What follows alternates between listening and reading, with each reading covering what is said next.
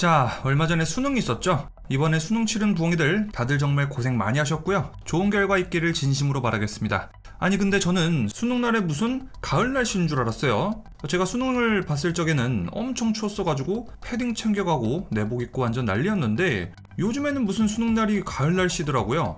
그래서 이번 수능날 낮에 저는 밖에서 반팔 입고 운동했어요. 진짜로요. 아니 이거 맞아요 정말? 그리고 요즘 날씨도 그래요. 이제 곧 12월인데 별로 춥지가 않아. 저는 여전히 밖에서 낮에 운동할 때는 반팔 입어요. 그리고 2024년의 여름, 그러니까 올여름, 와 진짜 역대급 더위였죠. 여름에는 쪄 죽을 것 같고 겨울에는 춥지가 않고 정말 지구온난화라는 게 2024년만큼 이렇게나 체감이 됐던 적이 있었나 싶어요. 그만큼 앞으로 다가올 지구의 미래가 조금 무섭기도 하고요. 인류는 지구온난화를 막기 위해서 지금까지 여러가지 협약을 맺었습니다. 그 중에서 가장 유명한 게 바로 파리기후협약이에요. 이때 전 세계의 지도자들이 모여서 지구 평균 기온 상승을 1.5도로 제한시키자 라고 했고 전 세계가 오케이 그렇게 합시다 땅땅땅 때렸어요. 그런데 지금 봐봐요. 지금 뭐 지켜지는 게 전혀 없죠. 트럼프는 지구온난화는 없는 얘기다, 전지구적 사기다 라고 얘기하고 있고, 중국은 2023년 기준으로 탄소를 가장 많이 배출하는 나라인데 알바노 우리 경제 발전한다 해 하고 있어요. 이유는 뭔가 예전보다 지속가능한 에너지로의 전환이 느려지고 있고요. 자, 그래서 파리 기후협약으로부터 약 8년이 지났는데 지구온난화는 여전히 진행 중이고 오히려 더 가속화되고 있다는 말도 있어요.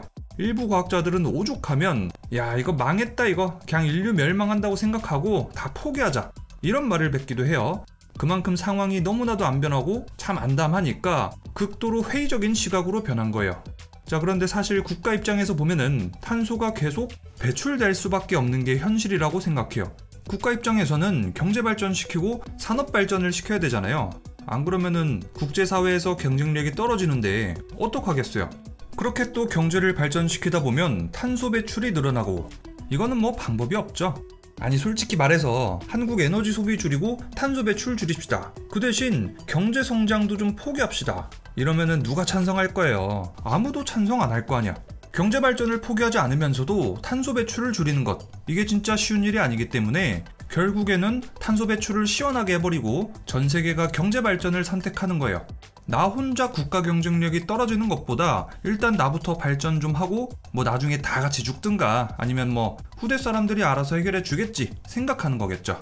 그러니까 이게 지금 전 세계 연합 조별 과제라는 거예요. 미치고 팔짝 뛰는 거죠.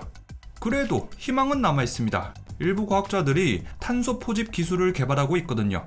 그 중에 가장 대표적인 게 DAC, CCS, CCUS 같은 것들인데, 자, 이것들은 제가 예전에 영상을 만들어 둔 게 있으니까 지금 우측 상단에 나오는 카드를 누르거나 설명란, 고정 댓글의 링크를 눌러서 한번 봐보시길 바랍니다.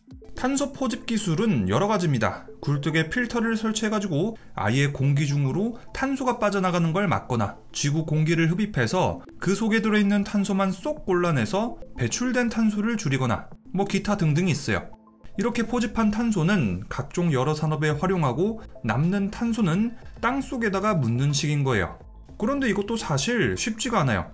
일단 탄소를 포집하는 비용이 너무 비싸가지고 경제성이 안 나오거나 포집 능력이 별로거나 탄소를 포집하는 데 들어가는 에너지가 너무 크거나 탄소를 묻을 땅이 부족하거나 뭐 기타 등등 이런 여러 가지 문제들이 있어요. 그런데 얼마 전에 네이처지에 UC 버클리 야기 교수팀이 만든 탄소 포집 물질에 대한 논문이 게재됐어요. 대기 중의 CO2를 획기적으로 제거 가능한 신물질 COF999가 개발됐다. COF999는 기존의 탄소 포집 기술이 직면한 여러 문제를 해결할 수 있다. 연구팀의 실험 결과 공기 중 CO2를 완전히 제거할 수 있었다. 200g의 분말로 성숙한 나무 한 그루와 대등한 수준 20kg의 CO2를 포집할 수 있다. 겨우 200g의 분말로 20kg의 CO2를 포집한다? 이거 완전 대박이죠? 조금 더 자세히 알아보죠.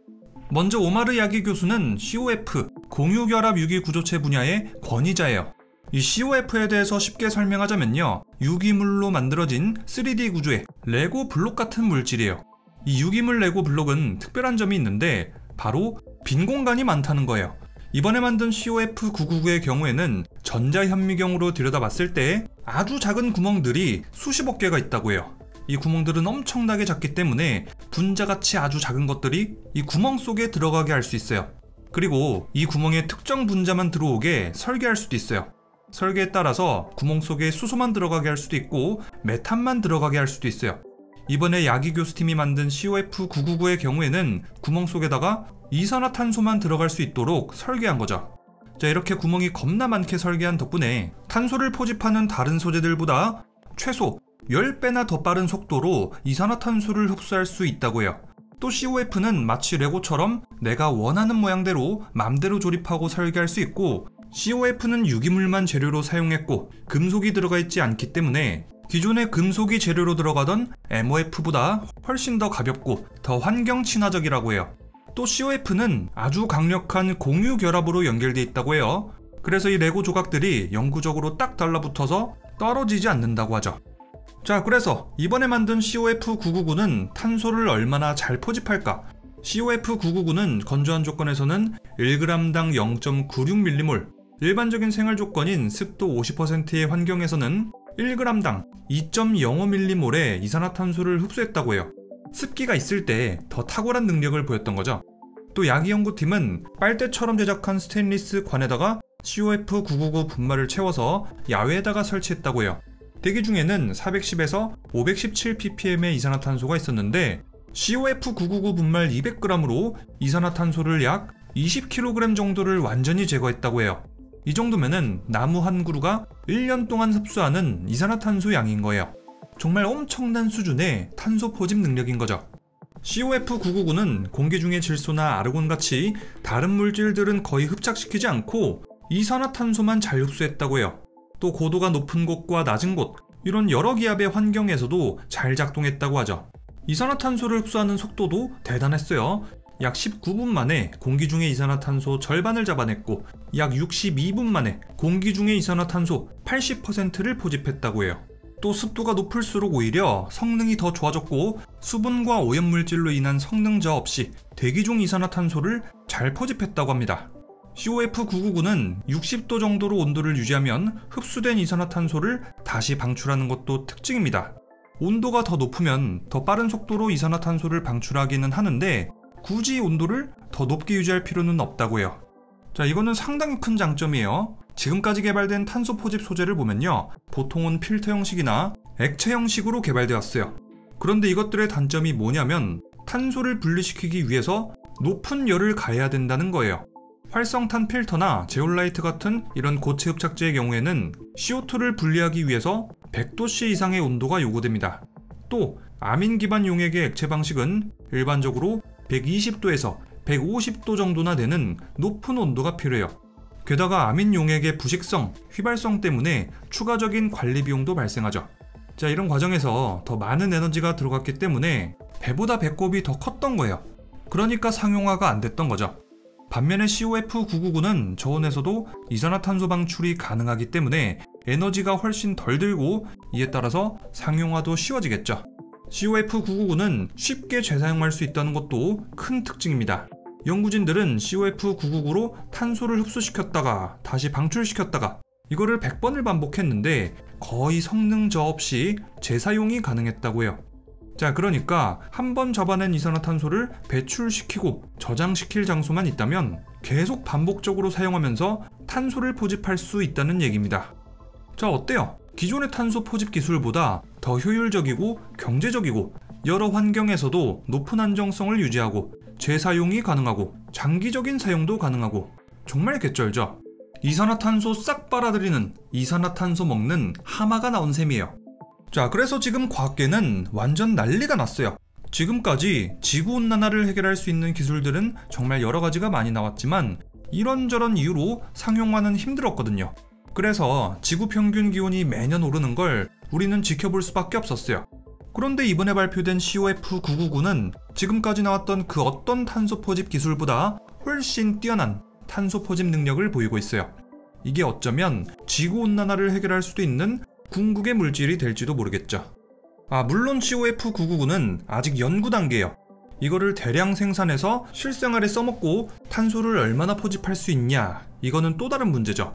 물론 COF999는 이산화탄소 방출에 필요한 에너지가 크지 않고 비교적 흔하고 저렴한 원료들로만 만들 수 있기 때문에 상용화 잠재력이 아주 크다고 평가받고 있어요. UC 버클리의 오마르 야기 교수는 COF999 개발 이후 해당 기술에 대한 특허를 출원했고 에토코라는 회사를 설립했습니다.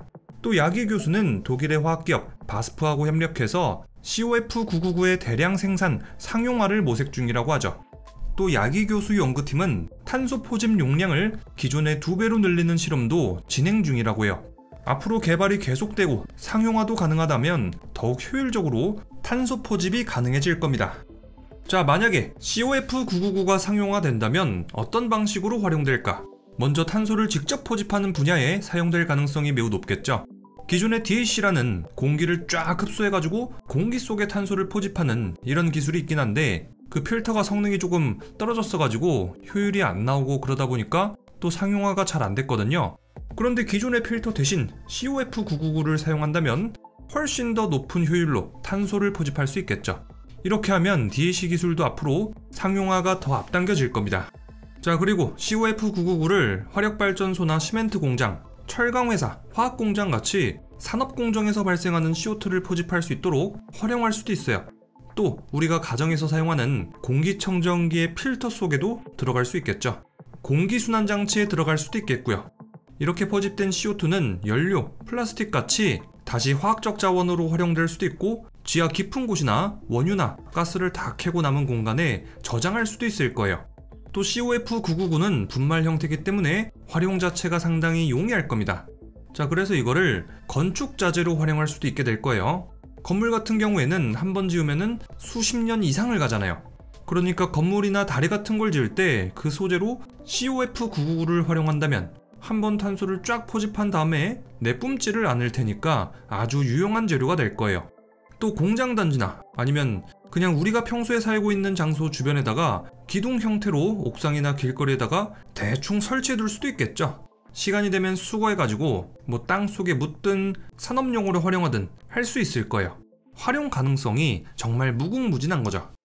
자, 이렇게 지금까지 이산화탄소 먹는 하마 COF999에 대해서 알아봤습니다.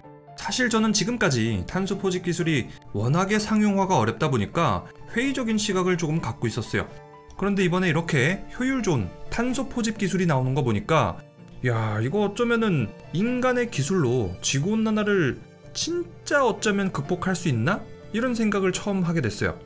물론 COF999는 이제야 연구 단계이기도 하고 포집한 탄소를 또 어떻게 처리할 건가, 이게 사실 더 어려운 문제이기 때문에 이 지구온난화 문제를 해결하는 거는 정말 쉽지 않을 거긴 해요.